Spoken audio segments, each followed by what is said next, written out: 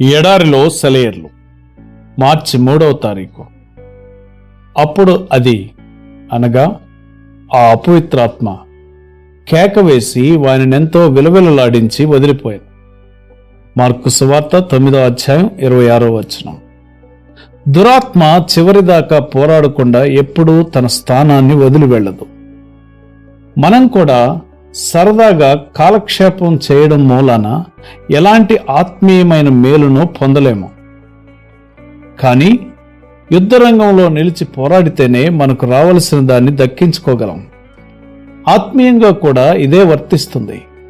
ఆత్మీయ స్వాతంత్ర్యాన్ని ఆశించిన ప్రతి విషయంలోనూ రక్తాన్ని కార్చవలసి ఉంది. నెమ్మదిగా వాదిస్తే సాతాను పారిపోడు, దారికి అడ్డంగా పరుచుకొని నిలబడే ఉంటాడు. మనం కన్నీళ్లు రక్తం కార్చి మన దారిని సుగమం చేసుకోవాలి. ఇది మనం గుర్తుంచుకోలేకపోతే మనకున్న ఇతర భారాలకి ఈ అజ్ఞాన భారాన్ని చేర్చుకున్న వాళ్ళం అవుతాము. మనం తిరిగి పుట్టింది శిశు సంరక్షణ కేంద్రాల్లోని మెత్తని పట్టుపరుపులో పడుకోవడానికి కాదు, ఆరుబయట నిలబడి తుఫాను తాకిడిని తట్టుకోవడానికే. దాని బీభత్సంలో నుంచి మన శక్తిని జుర్రుకోవడానికే. మనం క్రీస్తులో మళ్ళీ జన్మించాం.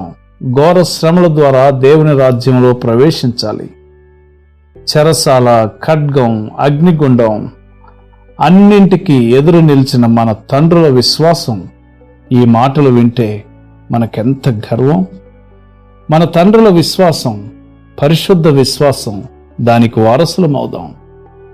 చీకటి కొట్టుల్లో గొలుసులతో కట్టారు వాళ్లను, కానీ వాళ్ళ మనసులు, ఆత్మలు స్వతంత్రాలే.